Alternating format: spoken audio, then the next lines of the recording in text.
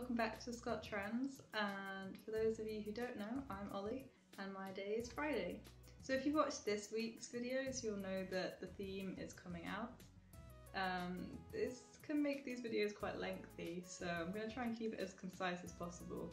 For all you people who watched last week's, you may have noticed that I've changed location. I'm finally back home in Edinburgh, so this is my room. The walls are a little more bare than usual because I'm packing up to move out for a month and then move back in again. But yeah, pastel room, woo!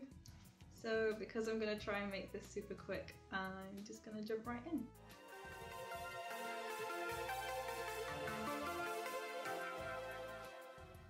There are really lots of things you could talk about with coming out. I personally came out quite a few times because I was like not quite sure of my identity and everything. I don't know, it just took a while for me to make sense of it all. So like, I first came out as a gay woman when I was 16, and that had some mixed reactions. Like with all my friends, I had perfectly good reactions. Everyone was absolutely completely supportive and I'm really appreciative of that. With family, I'm not going to go into much detail with that for certain reasons, but it was, yeah, mixed reactions with that. My brother was absolutely great, and Val, who's looked after me since I was little. My family's quite religious, so they had some trouble with that. That kind of led to a breakdown in some relationships, and yeah, it's not quite the same as it used to be when I was younger. Before I carry on with the rest of the coming outs, I just want to kind of disclaimer that if you're closeted and looking to come out, my experience isn't going to be the same as everyone's experience. I know loads of people who have had like super supportive families and stuff. Maybe I'll go into more detail in it at some point, but it's just not the right time to at the moment. Just know that you don't have to be completely terrified. I'm of the opinion that there is always going to be at least one person that is going to be supportive, or at least like accepting of who you are. So you don't have to be terrified. A bit later on, I then started questioning my gender. I don't really have a defining moment that I started questioning it. Like, I think I've always questioned my gender ever since I was little. You can look back at childhood photos and videos and stuff and see, you can tell, like, there were no signs. But as a young kid, I didn't really know there was like anything you could do about it, because the only trans people I'd seen in media were kind of frowned upon, or like you'd only really heard of people talking about like sex change, and it's like that was a bad thing. So I kind of didn't really consider it something that people actually did, or like only people that were like in the news did or something. I don't know, it was weird, but I only kind of considered it as an option to transition when I was at college. So like probably around a bit after the same time that I came out as gay, I started properly like thinking about gender and what it meant to me and stuff like that. So shortly after that, I came out as non-binary. I had like a middle step. I know that's quite a bad stereotype for non-binary people, but I know it does happen, so I don't want to pretend that that's not what I did. But definitely there are non-binary people who don't then transition to FTM or MTF. But for me, that was an easy way to explain how I was feeling, because I like lots of different fashion.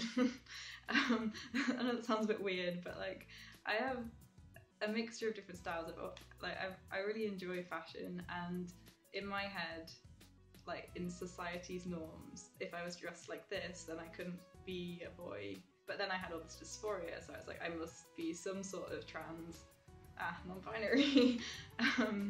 So yeah, I went as gender fluid for quite a while. That went down differently to when I came out as gay to people, because it meant a lot more explaining to do, because not many people had heard of it. So there were quite good reactions, but it was quite chill because people were kind of, I don't know, in my head I thought people weren't really taking me seriously because they haven't really heard of it before.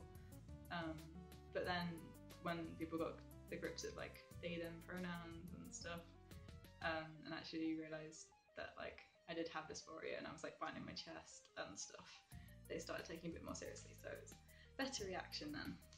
That was with friends, and with family, they didn't really consider it a thing, they hadn't heard of it, so therefore it doesn't exist. Unfortunately, that was the case. But then it was at this point when I was out as non-binary that I got referred to the GIC because I wanted to pursue hormones still being non-binary. And that made my mum come around a bit more to the idea because she realised that it was something I was actually serious about. So yeah, so with coming out as non-binary, I didn't change my name legally, but I changed my birth name a little bit to make it more neutral. About a year later, I started just feeling uncomfortable, like it wasn't quite right. Again, I thought I'd finally found the label that fit me, but no. So earlier this year, I think on New Year's, yeah, because I was saying to Ellie the other day that we had the same coming out day. On New Year's, I came out to a lot of people on Messenger and I think on Instagram. I didn't come out on Facebook yet because I hadn't told some members of my family. I didn't want them to find out through Facebook. And also around this time, I changed my name to Ollie, which is what it is today. I did that with the help of my incredibly supportive friends who just kind of shouted names at me until I was just like, oh, that one's good. I think we made it down to like a list of 3 or something. I picked Ollie, I can't remember what the list was, but they're all good names. The majority of people have switched pronouns pretty much straight away, and names, and rarely slip up. So that's great. I was really pleased with like how my mum reacted to this. It took her a while, but she's coming around to it really well, and she's like being really supportive and asking how the GIC is going and stuff like that, so that's good. And actually a lot of my extended family are being really good with that as well. But yeah, no, not all great reactions in the family, but I won't go into that just now.